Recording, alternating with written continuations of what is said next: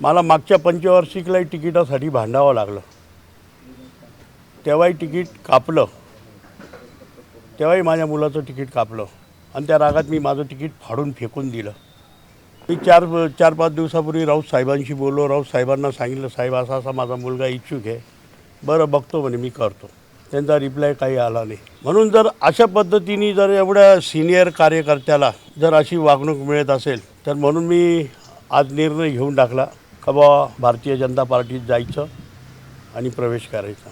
दुसरीकडे नाशिकचे माजी महापौर हे पक्ष सोडून जात आहेत. जाऊ द्या, कालपर्यंत ते दुपारी 1 वाजेपर्यंत नाचत होते युती झाली म्हणून ठाकरे. काय झालं की नाही काहीच नाही ना. म्हणजे मला पण आश्चर्य वाटतंय की काल दुपारपर्यंत ते गुलाल उधळत, भगवा हवेत फिरवत, शिवसेना मनसेची युती झाली म्हणून जल्लोष करत होते हे लोक.